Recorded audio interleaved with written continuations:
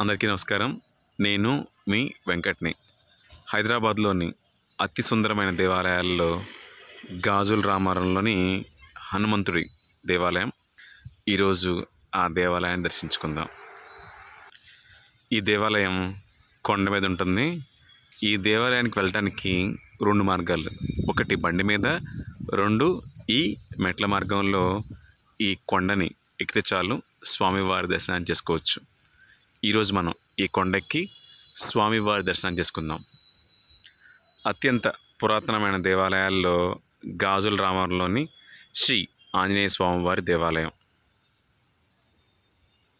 ఎక్కువ మెట్లు అయితే ఉండవు, ఏదో నామమాత్రంగా ఒక 20 మెట్లు ఉండొచ్చేమో, కానీ చాలా చక్కగా ఏర్పాటు చేశారు. ఈ మధ్య భక్తులంతా కూడా బండి మీద వెళ్ళటం వల్ల మెట్ల మీద వెళ్ళేవారే లేరు.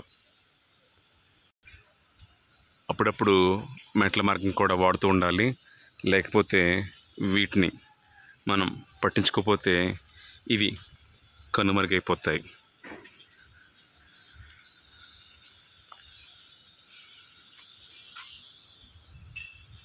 తక్కువ మెట్లే, కానీ మెట్లు పెద్దగా ఉంటుందో కొంచెం ఇబ్బందిగా ఉంది.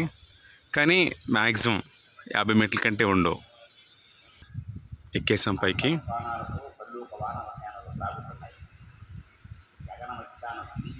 ఎవరి అభిప్రాయాలు వారు చెప్తున్నారు. అందరూ యుద్ధానికి సిద్ధం కావాలని అన్నారు. భీషణ, నువ్వు నీటి బోధించవలసిన అవసరం నాకు లేదు. ఇక్కడ రాదు.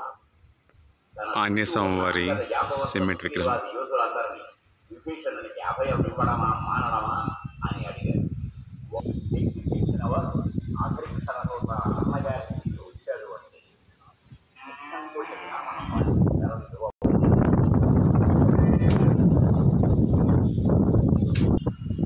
సముద్రుడు మన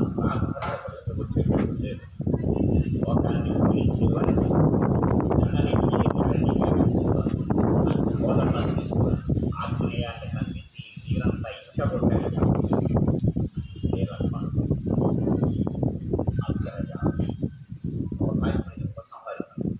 ఇదే అతిపెద్ద ఆంజనేయ స్వామివారి ప్రధాన దేవాలయం, గాజుల రామవరం.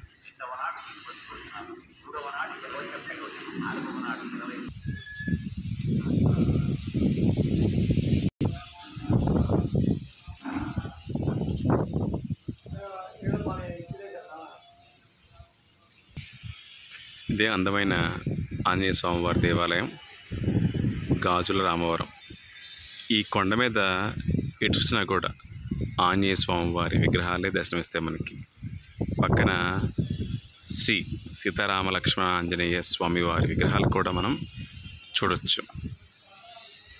గాజుల రామవరాన్ని ఈ దేవాలయం నలుదిశలా చూస్తూ కాపాడుతూ ఉంటుందని ఇక్కడి ప్రజల నమ్మకం.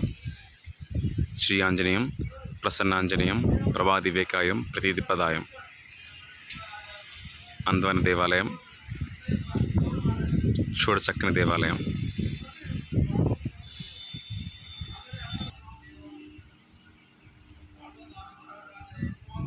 ఈ కొండ మీదే ఏర్పాటు చేసిన మహాశివుడి దేవాలయం. శంభో శంకర హర హర మహాదేవ. చెప్పినట్లు కొండ మీద ఎక్కడ చూసినా కూడా శ్రీ ఆంజనేయ స్వామివారి విగ్రహాలు మనకి దర్శనమిస్తాయి. స్వామివారి దర్శన భాగ్యం అవడంతో మరలా తిరుగు ప్రయాణం నడక మార్గంలోనే. మరి 4 మెట్లు దిగితే మన గమ్యస్థానాన్ని చేరుకోవచ్చు. సో మెట్లని దిగి నా గమ్యస్థానం చేరుకున్నాను. మీరు కూడా అవకాశం ఉంటే తప్పకుండా ఈ కొండ మీద ఉన్న గాజుల రామవరం కొండ మీద ఉన్న ఆంజనేయ స్వామివారిని దర్శించండి. నేను మీ వెంకట్ని. Thank you.